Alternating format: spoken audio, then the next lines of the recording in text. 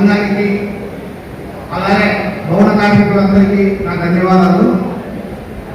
ఒక 2 విషయాలు చెప్పి నిర్మిస్తాను. ముఖ్య ఉద్దేశం ఇక్కడికి రావడానికి ఇంతమంది ఏదో ఒక పార్టీ కార్యక్రమమో ఇంకో కార్యక్రమానికి ఇంతమంది వస్తారు. కానీ ఇది మీ భవన కార్మికుల సమస్యలకు సంబంధించినది కాబట్టి ఇంత స్వచ్ఛందంగా కనీసం 1000 మంది ఇక్కడికి రావడం మా అందరికీ సంతోషకర విషయం. అట్లే ఇక్కడికి వచ్చిన ప్రతి ఒక్కరికి ఒక చిన్న విన్నపం, మీకు ఏ సమస్యలు వచ్చినాయి ఎక్కడైనా సరే మీ భవన కార్మికులకు సంబంధించి ఏదైనా యాక్సిడెంట్ కానీ ఇట్లా ఏదైనా వృత్తులపై ఏదైనా మీ వ్యక్తిగత సమస్యలు ఏదైనా వస్తే మాకు తెలియజేస్తే మేము వెంటనే దాని దగ్గరికి వచ్చి పరిష్కరిస్తామని ఒక చిన్న విన్నపం. అలాగనే ఎమ్మెల్యే గారి దృష్టికి మీరు ఒక 3 సెంట్లు స్థలం కావాలనేది మీ కార్మికులకు సంబంధించి భవనానికి మీ యూనియన్ లీడర్లు అందరూ కలిసి విన్నవించినారు. దానికి సంబంధించి ఈరోజు ఎమ్మెల్యే గారు ప్రకటిస్తారని నేను ఆశిస్తాను. కాబట్టి మీ అందరి కోసం కేటాయించవలసిందిగా ప్రార్థిస్తున్నాను. ధన్యవాదాలు. ఈనాటి ప్రొద్దుటూరు నియోజకవర్గానికి సంబంధించినటువంటి భవన కార్మికుల సమావేశానికి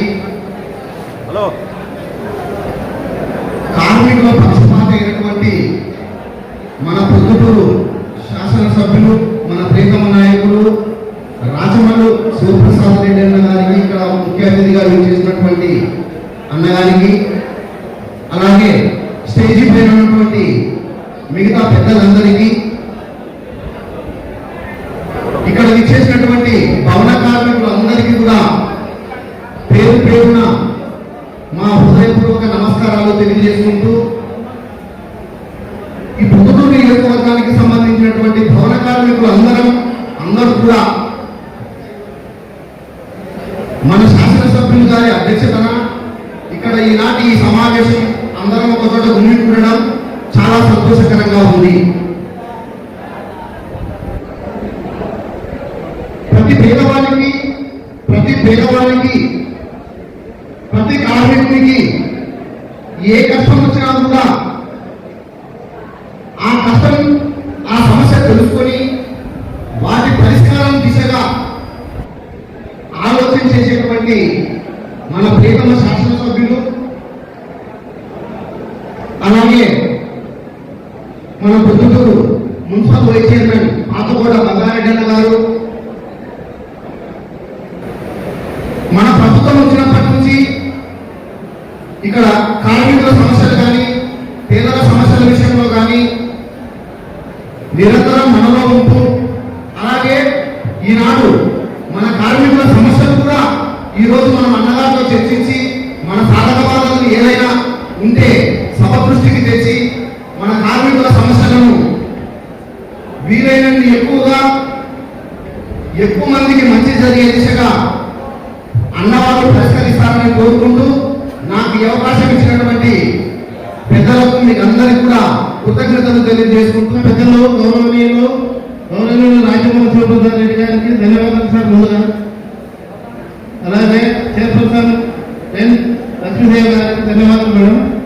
ఈ కార్యక్రమానికి వచ్చేసినటువంటి బంగారెడ్డి గారికి అలాగే రామప్రసాద్ రెడ్డి గారికి అందరికీ నా యొక్క ధన్యవాదాలు సార్. మా యొక్క కోరికను మన్నించి ఈ సమావేశానికి ముఖ్య అతిథులుగా వచ్చినటువంటి పెద్దలకు మేము ఎల్లకాలం కృతజ్ఞతలు తెలుసుకుంటున్నాము. వారి యొక్క సేవలకు మేము మనమందరం ఉన్నట్టుగా, ఎందుకంటే ప్రతి ఒక్కరు పనిచేసేటోళ్ళే మనకు ఎమ్మెల్యే గారు భవన నిర్మాణ కార్యక్రమం గుర్తించి మన పోయినప్పుడు సార్ మాకు యూనియన్ ఆఫీస్ స్థలం లేదంటే స్థలం ఎక్కడో చూసుకోండి నేను ఇస్తాను చెప్పడం జరిగింది. మనం అందరం ఆయన కృతజ్ఞతలు చెప్పాలి. మనం ఆఫీస్ కాకుండా ఏదైనా చిన్నది బంజార్ కానీ డీకేట్ కానీ అక్కడ మనకు ఒక 10 సెంట్లు స్థలం కేటాయిస్తే చిన్నది కలగడం అనుకుంటాం. వారి ఎవరి పేరు మీద కట్టమంటే వాళ్ళ పేరు మీద కట్టి వాళ్ళ బోర్డు పెట్టుకుంటాం. దానికి వాళ్ళు పెద్ద మనసుతో మనకు ఏదైనా సహాయం చేయాలా. తర్వాత భవన నిర్మాణ కార్మికులు ఒక సంఘం పథకాలు చాలా రోజుల నుంచి ఆశపడి సీఎం గారితో మాట్లాడి ఆయన దాని మీద ఈ అమలు చేసే రాష్ట్రమంతా గౌరవనీయులు ప్రసాద్ రెడ్డి గారిని అనుకుంటారు.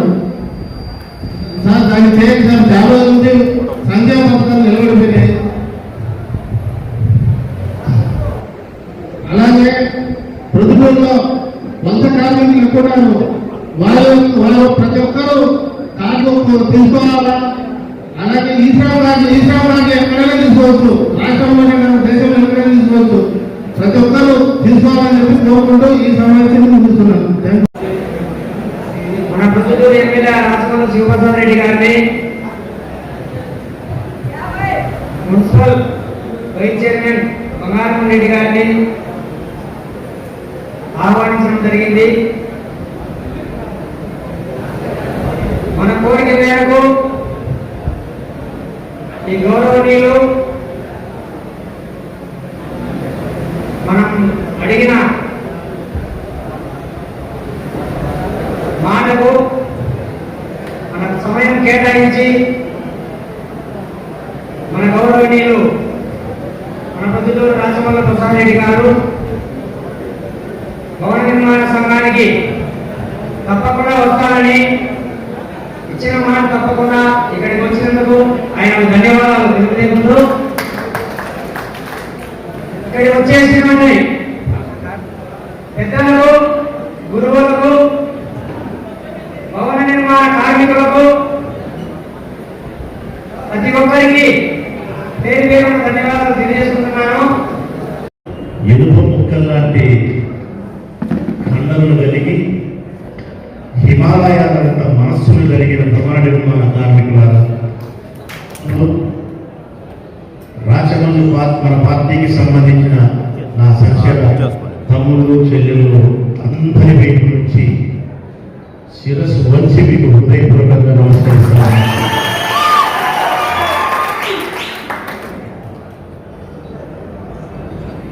మొట్టమొదట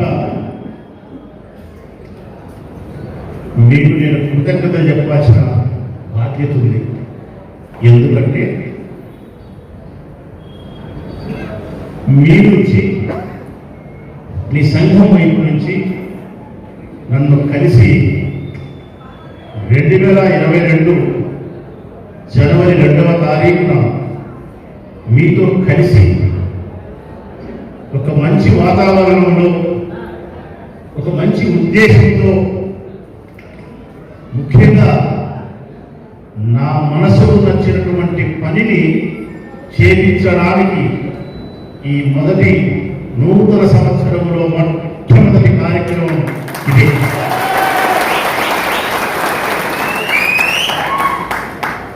నాకు నచ్చింది పేదరికంలో ఉండే మనుషులు.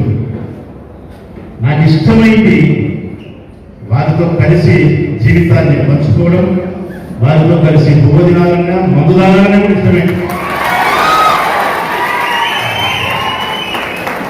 ఏమంటే మానేసిన కాబట్టి ఇంత తాగలేకపోతున్నా. సహాయం మీకు చేయాలన్నా,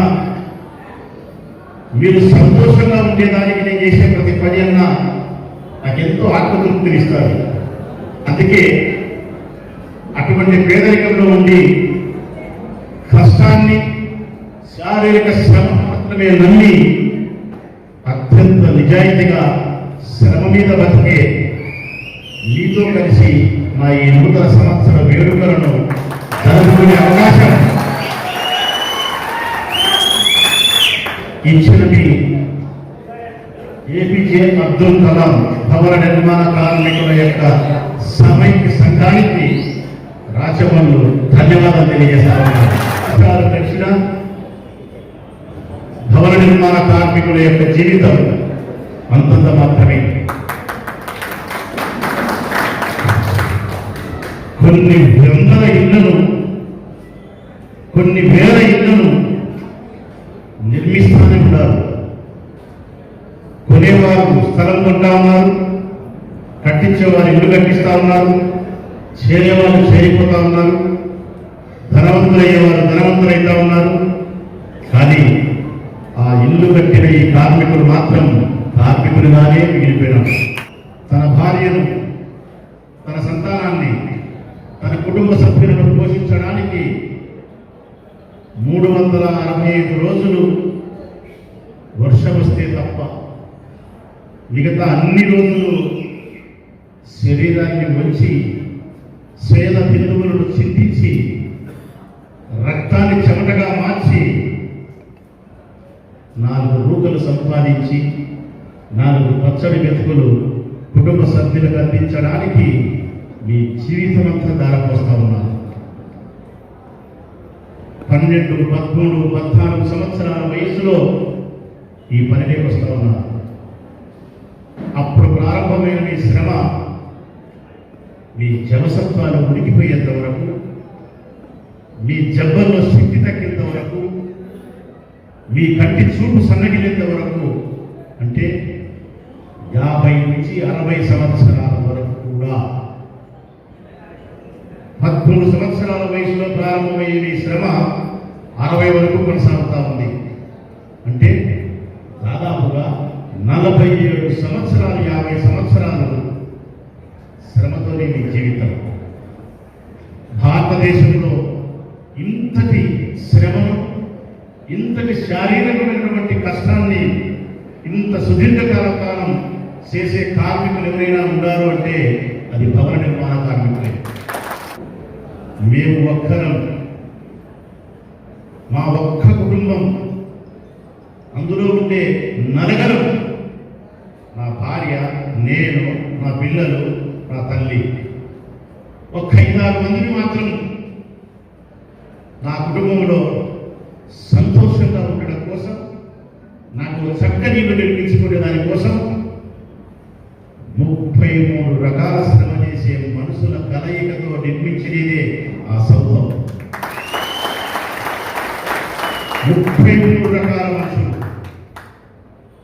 మట్టి పని చేసేవాడు, బేందారి, బడమనిషి, మేస్త్రి, ఎలక్ట్రీషియన్, ఫ్లోరింగ్ చేసేవాళ్ళు, కార్పెంటర్, పెయింటర్, పొక్కిలిన్ డ్రైవరు, ట్రాక్టర్ డ్రైవర్లు, ఒక్కరేంటి 33 రకాల మనసుల కలయికతోనే ఇంటి నిర్మాణం పూర్తవుతుంది. ఆ ఇంటిలోకి నేను పోగలుగుతాను. నా ఇల్లు కూడా కట్టుకుని నేను అప్పుడు చూసిన మీ యొక్క కష్టాన్ని ఎన్నోసార్లు నేను నా మనసులో అనుకున్నాను. మార్చ్, ఏప్రిల్, మే భయంకరమైనటువంటి 45, 46, 43 డిగ్రీలతో ఉండే ఎండ కాసిన రోజుల్లో, ఏప్రిల్, మేలో కూడా ఆ మండు టెండలో కూడా తీక్షణంగా సూర్యుడి సందర్భంలో కూడా ఆ సూర్యుని కంటే తీక్షణంగా మీ పని పట్ల శ్రద్ధ కనపరిచి మీరు ఒళ్ళొచ్చి పని చేస్తూ ఉంటే మీకు తెలియకుండా రాజవంలో ఎన్నోసార్లు మనసులో మీ శ్రమకు సలాం చేసినాం. దాసమైన నా భార్యతో కూడా ఎన్నోసార్లు ఆ భావాన్ని పంచుకునే నేను. ఎందుకు మనకు జబ్బులు వస్తాయి, ఎందుకు వీరికి జబ్బులు రావు, ఎందుకు వీళ్ళ శరీరం ఎంత ఫిట్నెస్గా ఉంటుంది, కష్టం అంటే ఏంటి, శారీరక శ్రమ అంటే ఏంటి. ఒక అరగంట ఎండలో పోతే మనకు వడదెబ్బ అంటాం, ఒక అరగంట చలికి పోతే జలుబు చేసిందంటాం, వానకు పోతే డాక్టర్ దగ్గరికి పోవాలంటాం. కానీ ఇంత తీవ్రమైనటువంటి ఎండలో, చలిలో, అన్ని కాలాల్లో ఇంత శారీరక శ్రమ చేస్తూ ఉన్నారంటే నిజంగా మిమ్మల్ని చూస్తే ఆశ్చర్యం అనిపిస్తారు, కొంత బాధ కూడా కలుగుతుంది. ఇంత శ్రమ చేసి, ఇంత శారీరక శ్రమకు మీ శరీరం ఓడ్చుకొని మీరు సంపాదించింది ఏమిటి అంటే మీ కుటుంబ సభ్యులకు కట్టడం అన్నారు. ఇంతే, ఇంతకంటే మీరు సాధించింది ఏమీ లేదు. పేదరికానికి, పేదరిక శాపం యొక్క ఆ శాపం తాలూకు లక్షణాలను చూపించాలి, పేదరికానికి ప్రతిరూపం చూపించాలి అంటే భవన నిర్మాణ కార్మికులనే చూపించాలి, మీ శ్రమనే చూపించాలి. కానీ జీవితం అంతా ఇదే నచ్చలేదు. ఎక్కడో మార్పు జరగాల్సిన అవసరం ఉంది. మీ కుటుంబాలు బాగుండాల్సిన అవసరం ఉంది.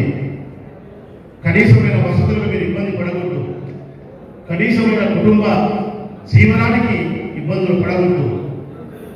అందరిలాగే, ధనవంతుల్లాగే గొప్ప నాణ్యత కలిగిన జీవితం కాకపోయినా భోజనానికి, ఆరోగ్యానికి, పిల్లల చదువుకు, కనీసమైన సంతోషానికి దూరం కాకుండా మీ జీవితం జరగాల్సిన గడపాల్సిన అవసరం ఉంది మనిషిగా. అట్టి మనిషిగా మిమ్మల్ని గుర్తించి అటువంటి నాణ్యత కలిగిన జీవితాన్ని మీకు అందించడానికి రాష్ట్ర దేశ ప్రభుత్వాలు మీ గురించి ఆలోచించాలి. ఆలోచించింది ఈ ప్రభుత్వం కూడా. సంబంధించిన మీ అధికారులతో కూడా నేను మాట్లాడినాను. ఏ ప్రయోజనాలు మీరు చేకూరుతూ ఉన్నారు రాష్ట్ర ప్రభుత్వం నుంచి, కేంద్ర ప్రభుత్వం నుంచి చాలా విషయాలు మాట్లాడినారు వాళ్ళు.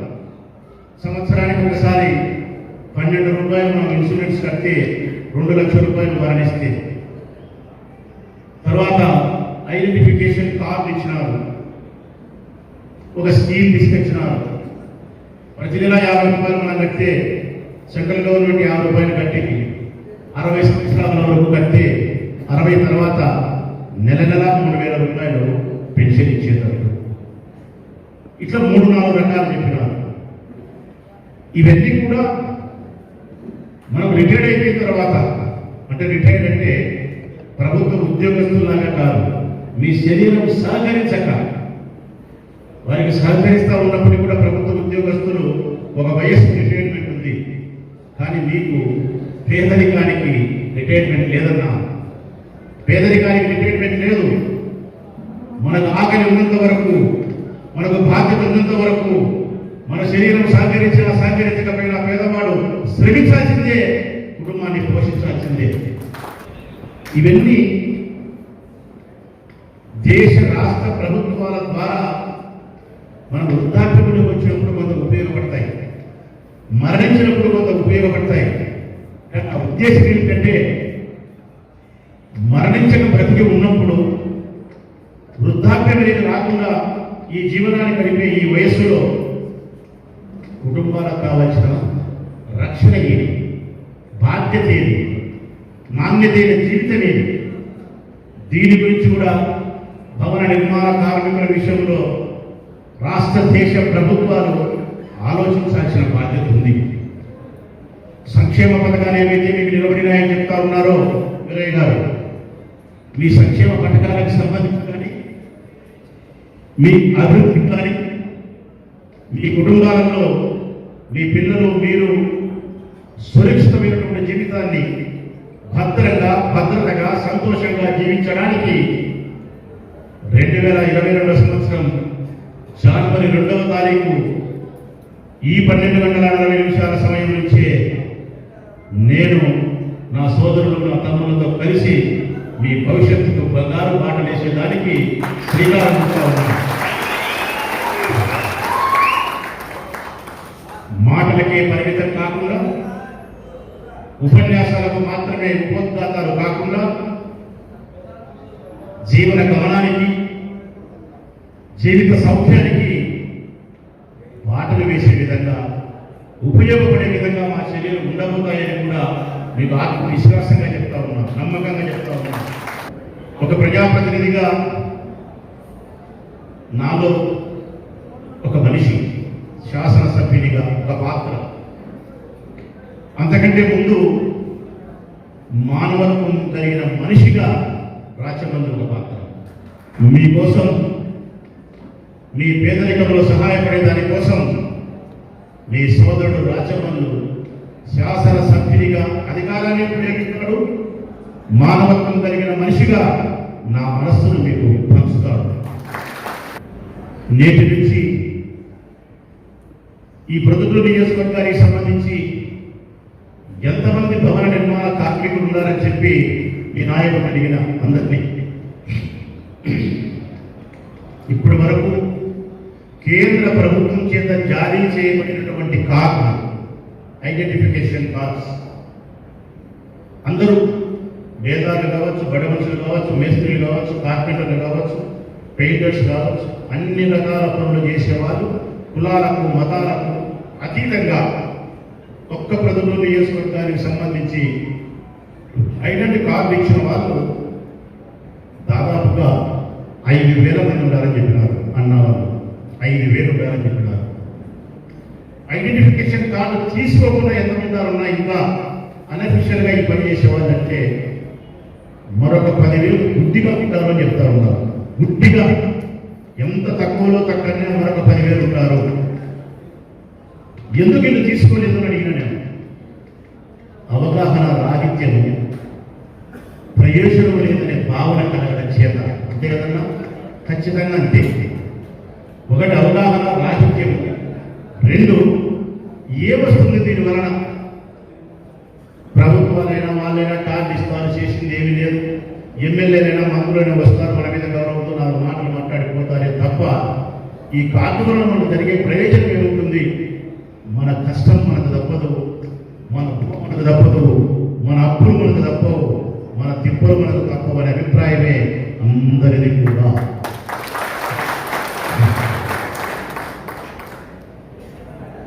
మరి అన్న చెప్పినట్టు, రామరెడ్డి అన్న చెప్పినట్టు ఆయన ఉపన్యాసంలో నాకు బాగా నచ్చిన మాట, మనందరికీ మెచ్చే మాట, ఒక మాట మాట్లాడాడు ఆయన.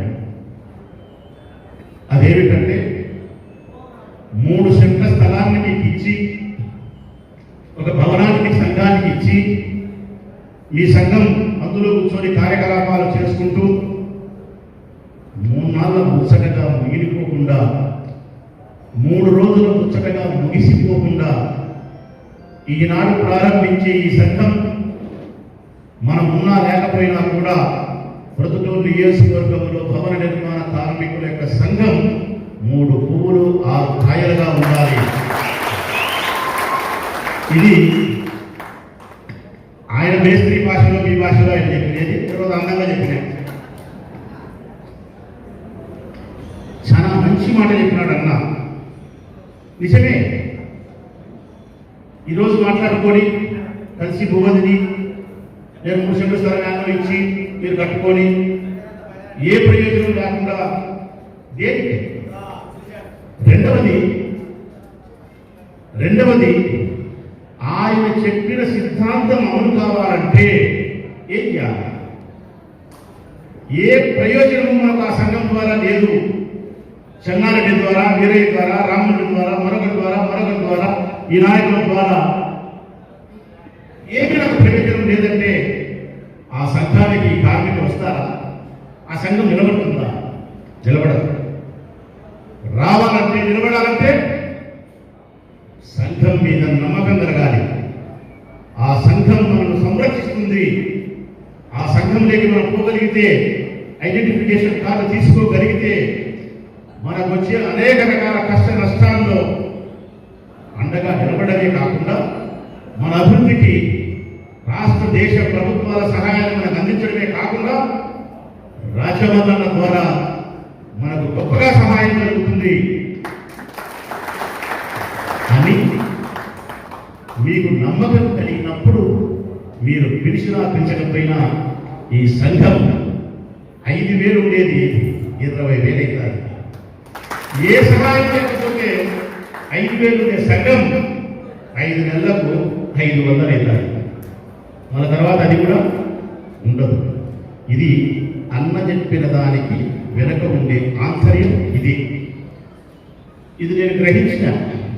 ఎందుకు సంఘాలన్నీ ఫెయిల్ అయిపోతాయి, ఎందుకు ఫెయిల్యూర్ అవుతాయంటే ఇదే.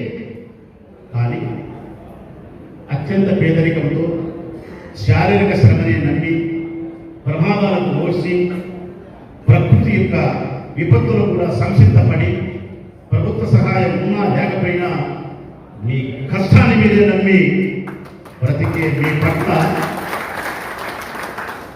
చాలా గౌరవం ఉంది. శ్రమ పట్ల రాజమల్లకు చాలా గౌరవం. కులం మీద నాకు గౌరవం లేదు, శ్రమించే వారి మీద గౌరవం ఉంది. చెట్టు వాసన కంటే పేదవారి యొక్క చెమట బిందువు వాసనే రాజమల్లకు ఇష్టం. అందుకే ఈ సంఘంలోని సభ్యులు మనం ఉన్నా లేకపోయినా నిలబెట్టడానికే కంకణం కట్టుకుంటా వదలం. నా బావమంది బంగారెడ్డి కోరినట్టు మీ అందరి అభ్యర్థననే బంగారెడ్డి చెప్పినాడు. ఒక 3 సెంట్ల స్థలాన్ని మనం ఎక్కడైనా కొనుగోలు చేసి వారికి ఇస్తే వారి సంఘానికి ఒక ఇల్లు లాగానో రూమ్ లాగానో కట్టుకుంటారు. అది ఉండేట్టయితే 10 మంది నాయకులు వస్తారు, 10 మంది కష్టం చేస్తే మీరు వచ్చి సాయంకాలం ఎప్పుడు కూర్చొని మాట్లాడుకోవడము, ఇల్లు కట్టే విషయంలో వచ్చే సమస్యలు, కష్టాలు, ఆ రేట్లు, బాడుగలు, ఆ కూలీ డబ్బులు, కష్టాలు, ప్రమాదాలు, ప్రభుత్వం సహాయము, ఎమ్మెల్యే గారికి సహాయము, ఇది ఏది మాట్లాడుకోవాలన్నా సంఘానికి ఒక భవనం, ఒక అడ్డ అంశం. అందుకే మనం మొట్టమొదటి మన సంఘాన్ని నిలుపుకోవాలి. సంఘం ద్వారా అభివృద్ధిని మనం పొందాలి అంటే మనకు ఒక అడ్డా కావాలి. ఆ అడ్డాను ఒక భవనం రూపంలో నిర్మించుకోవాలి. దానికి ఒక 3 సెంట్లు, 2 సెంట్లు, 4 సెంట్ల స్థలం అవసరం. గంగారెడ్డి ఒక స్థలం చెప్పినాడు.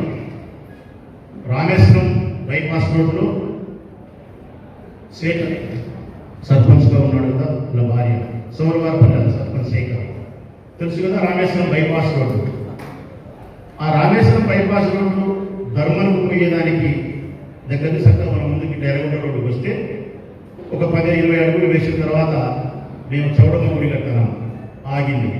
ఆ గుడి దాటిన తర్వాత ఆపోజిట్లో ఎడమవైపు ఒక చర్చి నిర్మాణం జరుగుతూ ఉంటుంది.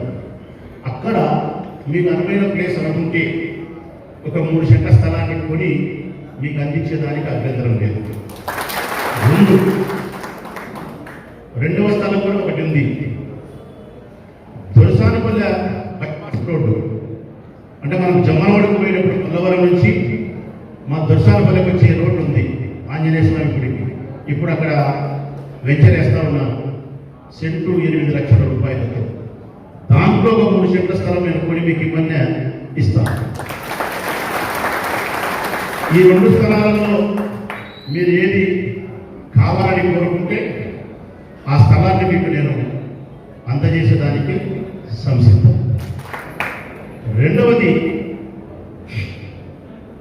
మీకు నేను చేయబోయే సహాయం కానీ, ప్రభుత్వం ద్వారా చేసే సహాయం కానీ, మీకు ఏదైనా కష్టాలు నష్టాలు వచ్చినప్పుడు మీకంటూ మీ సంఘ నాయకులతో పాటు మాకు సంబంధించిన మనిషి, రాజకీయంగా ఉండే మనిషి, చదువు జ్ఞానం ఉండే మనిషి, ఓర్పు కలిగిన మనిషి, మీకు సహాయం చేయడానికి సిద్ధపడి ఓర్పుతో ప్రయాణించే మనిషి, నాకు నమ్మకంగా తమ్ముళ్లాగా పనిచేసేవాడు ఒకడు ఈ సంఘంలో గౌరవ సలహాదారుడు అనుకోండి, గౌరవ పనిచేసేవాడు అనుకోండి.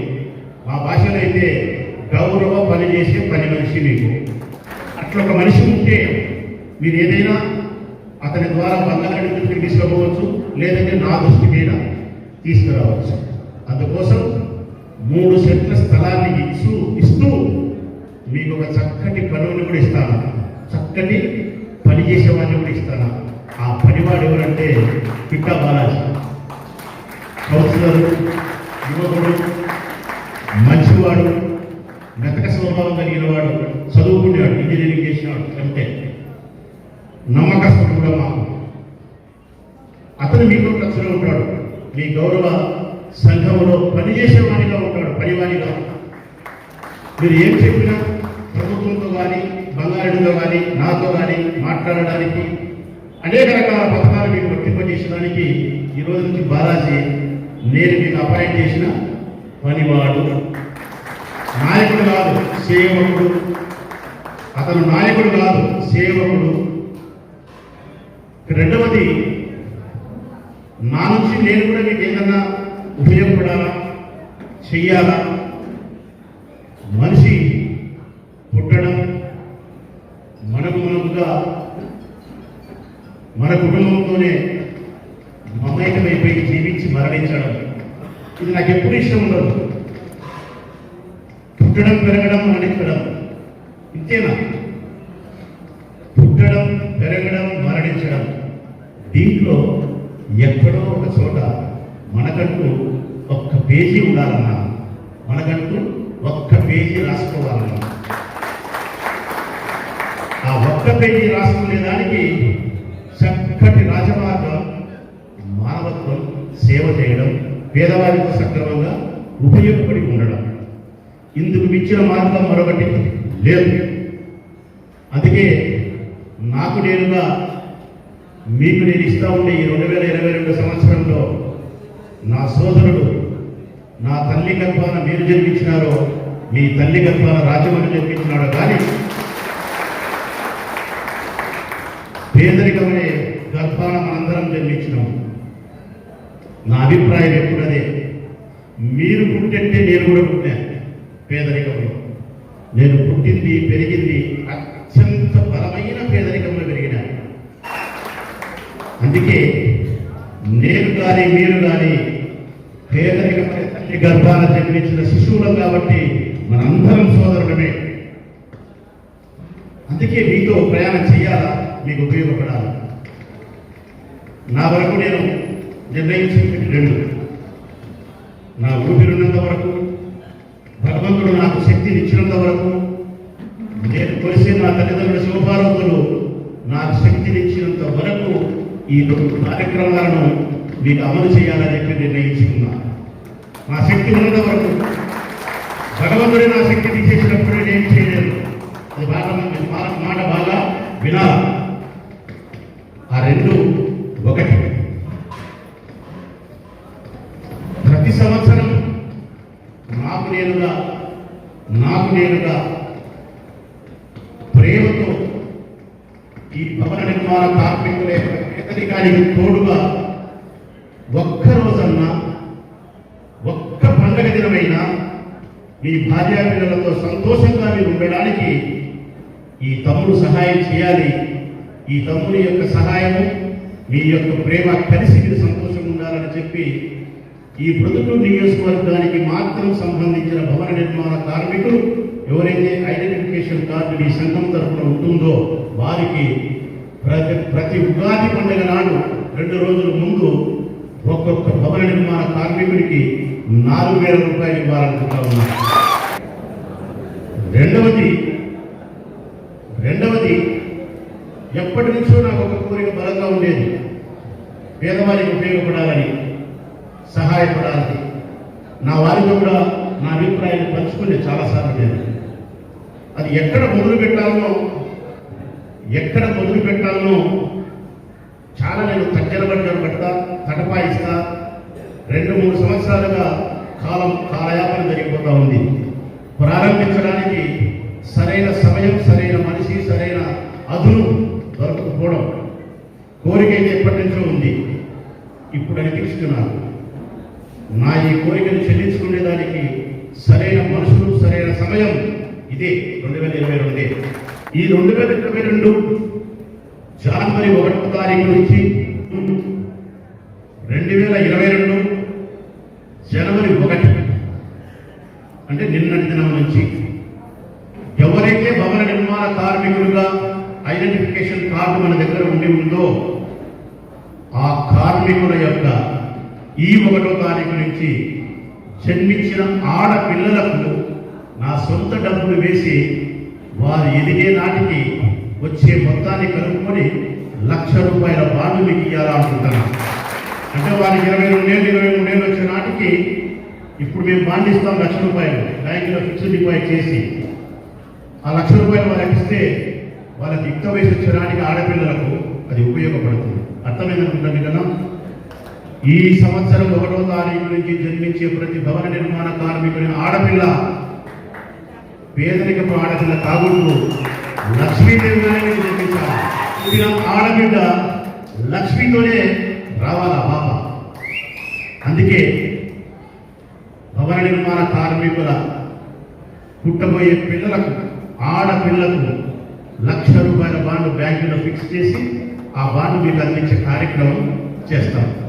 ఈ 2 కార్యక్రమాలు భగవంతుడు నాకు శక్తి ఇచ్చినంత కాలం, అది 10 ఏళ్ళైనా 5 ఏళ్ళైనా, ఒకవేళ నేను విన్నా లేకపోయినా నా పిల్లలు కానీ నా వారసులు కానీ వాళ్ళ ఆర్థిక శక్తి ఉన్నంత వరకు నేను అమలుపరచమని నా బిడ్డలను కోరుతానని కూడా మీకు మాట ఇస్తా ఉన్నాను. మీకు అందించడానికి, ప్రొద్దుటూరు పట్టణంలో వచ్చే అనేక రకాల సమస్యలు పరిష్కరించడానికి మీకు మంచి సేవకుడు బాలాజీ. తర్వాత ఆ సమస్యలు చూసేది బంగారు.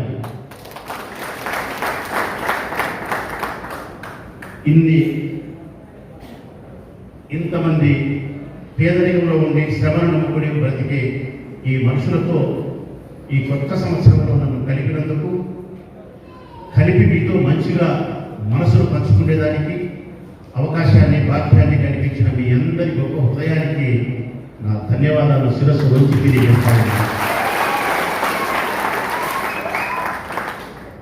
ఈ ఉగాది పండుగ నుంచి ప్రారంభిస్తాం మన సేవా కార్యక్రమాన్ని. ఎక్కడ ఉగాది మార్చిలోనే ఏప్రిల్ ఉంది. ఈ ఉగాదితో నుంచే భవన కార్మికులు మనం చెప్పిన హామీని నెరవేర్చబోతా ఉన్నాం. ఆడపిల్లలు ఎవరైనా జన్మించుకుంటే కూడా ఒక్కరు చెప్పినా కూడా నాకు సంతోషమే. నిన్నలు కానీ ఈ రోజు కానీ ఎవరైనా ఒక ఆడపిల్ల పుట్టి ఉంటే భవన నిర్మాణ కార్మికులకు తొట్టగలిత ఆహార పేరుతో మనం ఫిక్స్డ్ డిపాజిట్ చేద్దాం. ఇవన్నీ కూడా భవిష్యత్ కాలంలో అమలు చేసుకుంటూ మనందరం ఒక తల్లికి పుట్టిన బిడ్డలలాగా ఒకరి కష్టంలో మరొకరం, ఒకరి సంతోషంలో మరొకరం ఉంటూ జీవితం అంతా సంతోషంగా మనం బ్రతకడానికి అన్నదమ్ములపై కలిసి ప్రయాణం చేద్దాం. మనందరికీ పెద్ద దిక్కై మన కార్యక్రమాలను ఏ ఆటంకం లేకుండా నిర్విఘ్నంగా సజావుగా ముందుకు సాగిపోవడానికి మనకు ఆ భగవంతుని ఆశీస్సులతో పాటు రాజశేఖర రెడ్డి ఆశీస్సులు కూడా మనకు ఉంటాయి. స్వర్గంలో నుండే రాజశేఖర ఆశీస్సులు ఉంటాయి. అమరావతి నుండే మన జగనన్న అభిమానం మనకు ఉంటుంది. ఇక అన్ని మనకు మంచి రోజులే ఉండబోతాయని ఆశిస్తున్నాం.